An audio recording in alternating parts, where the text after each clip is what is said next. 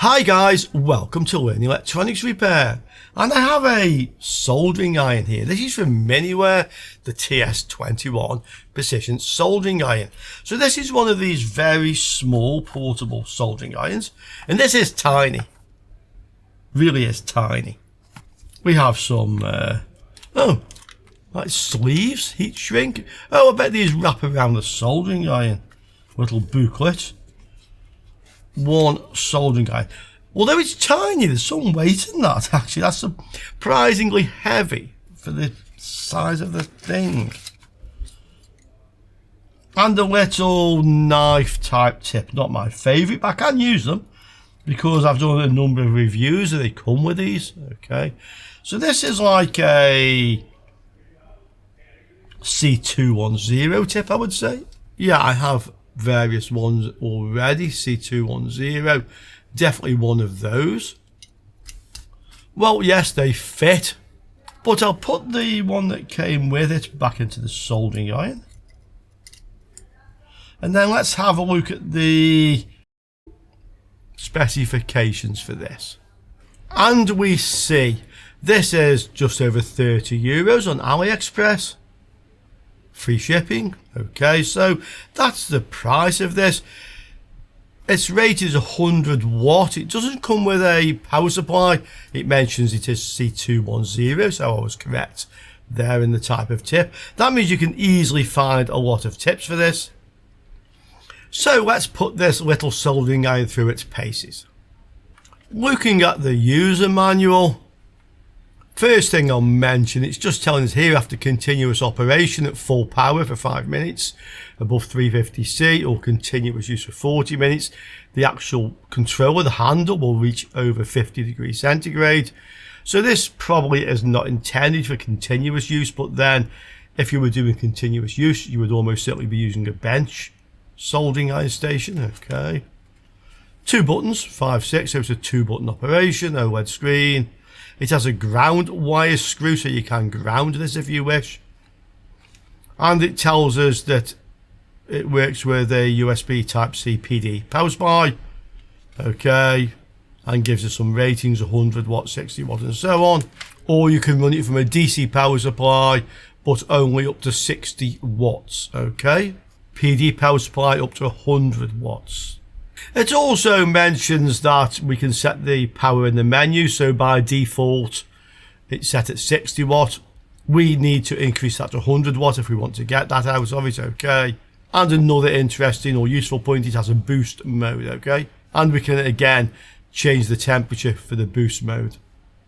Okay, so let's plug this in, let's try this, let's see how easy it is to navigate the menus, and then we'll give it a go in some real life scenarios. I'm going to use this with my PD power supply. It's actually provided up to 140 watts. So let's just connect this. Okay. Miniware. And we see 2 icons, a spanner and a tip. This is 2-button operation. We have a combination of long and short presses.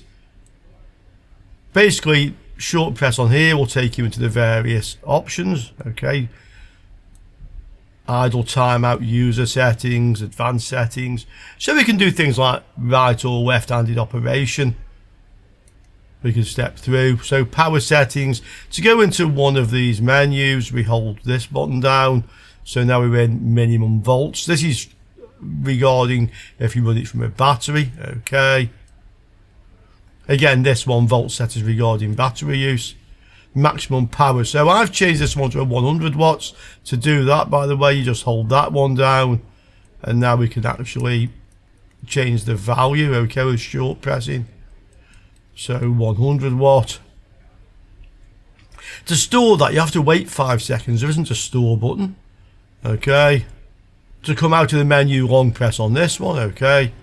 This is just reading the parameters from the iron, so 20 volt supply, 20 volt 5 amp, that's 100 watt. Short press back into the settings. Okay. Again, so soldering, it says welding, you often see that. Work temperature, so temperature 1 320, temperature 2 350, temperature 380, and we can set the boost temperature as well. So if we want to increase the boost temperature, hold that one in. We can now set it to maximum, and again you wait 5 seconds. If you don't change anything on here for 15 seconds, it will go back into the first menu level. Okay, like so. Now to operate the soldering iron, this button, yeah, and we're heating, yeah, see, 20 volts, 320C. So it is very fast, as they say. Let's try this now and see how well it works in real life. Because these can get quite warm and used, I'm going to put the heat shrink sleeve on. I had to look this one up actually, I wasn't totally sure how you do it. So it says you put the double-sided tape on, it comes with a few strips of this. Okay, we'll peel the backing off it, slide the sleeve over the tape, okay, and then you heat it with your hot air gun.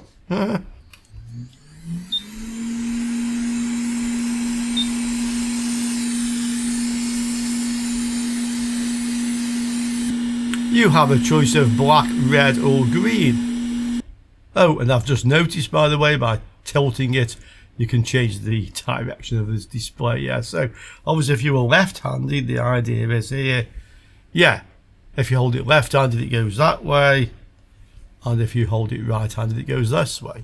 Detlef, my friend, will like that because he's left-handed. This is my test board I use for soldering irons when I'm reviewing them. Not a lot left on this these days, but we can have a play with this. So obviously this is intended for small work, micro soldering, yeah. Let's just turn the bit a little bit, okay. This is actually 0.8mm solder, which is probably a little bit big for this type of work. We'll try some 0.6mm. Okay, let's see.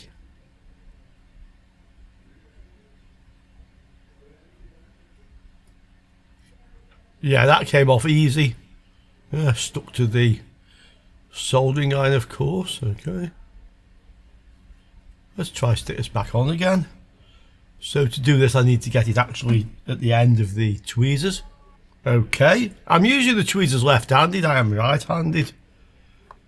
We could add a bit of fresh solder, but I'll just try this, so let's see how well this actually goes back into place. Okay.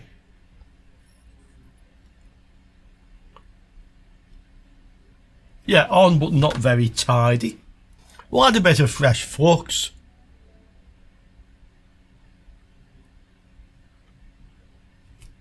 A little bit of leaded solder.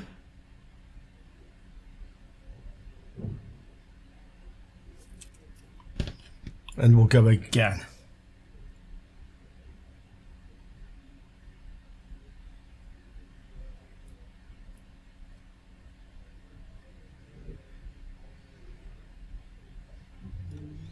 And that's looking much better. Okay, so definitely working for these small components. We'll try this resistor. Again, I didn't add any leaded solder apart from what is already on the iron. It's struggling to melt that. This is set to 320, so let's just increase the temperature.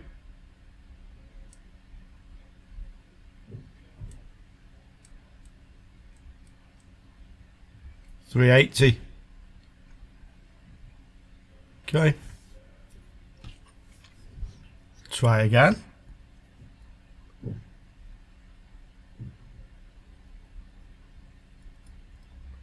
No problem.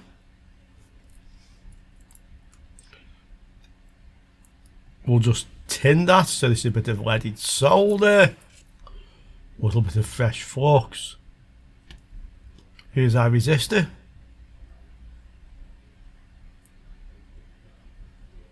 Okay. There's probably a bit too much solder on there in actual fact, but we'll try.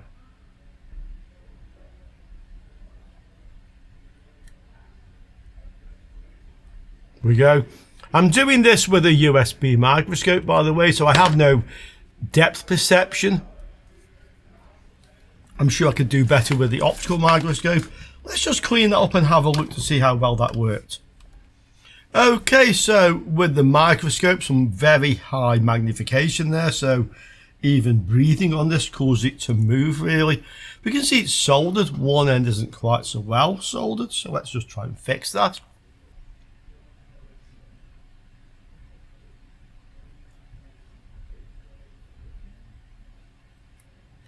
Better.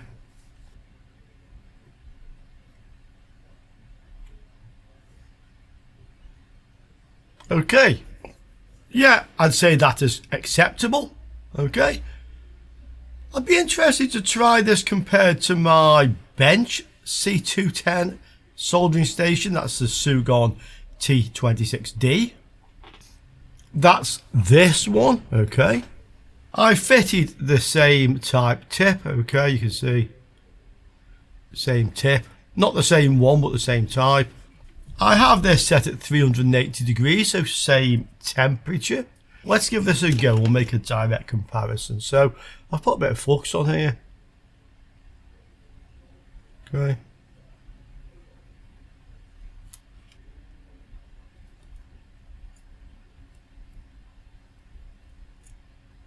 Yeah.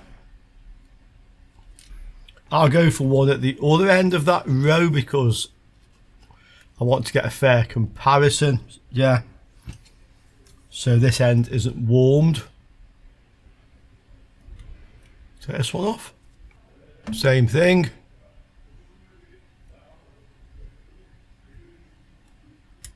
Do you know, I would say they both work as well as each other.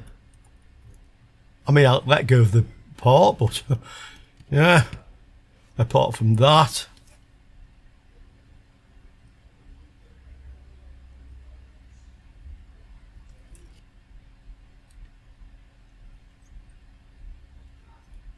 Yeah, once more with the Sugon.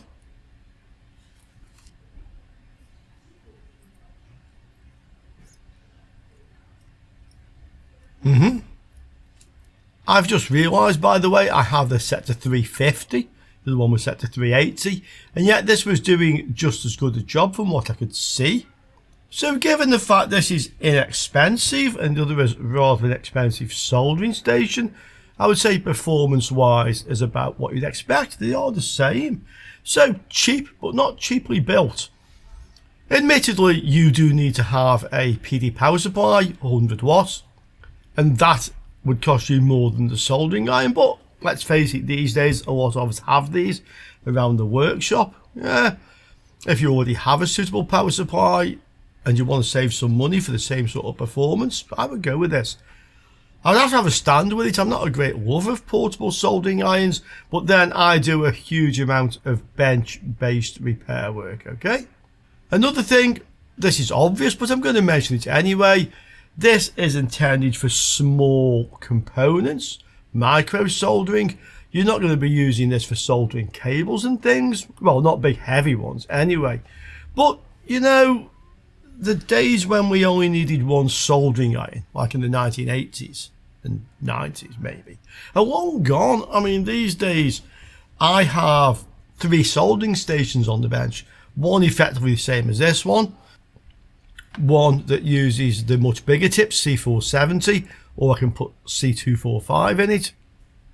My trusty T12 I've had for a very long time. My weapon of choice, yeah, with the BC3 tip. And one pair of hot tweezers, which are the ones I borrowed the power supply off, by the way, to run this one. So yeah, those days are gone. We do need to have multiple soldering irons, at least I do, because of the whole range of work that I undertake. Plus, of course, it's portable. You can use this with a power bank. You guys talk about that down there. But like everything I've tried, to be quite honest, with Miniware, these are really good products. They make good quality products. I'm happy with that. I'm happy to recommend that one. I'm happy to hear your thoughts and comments on that. And I also look forward to seeing you all soon again on Learning Electronics Repair. Ciao for now, guys.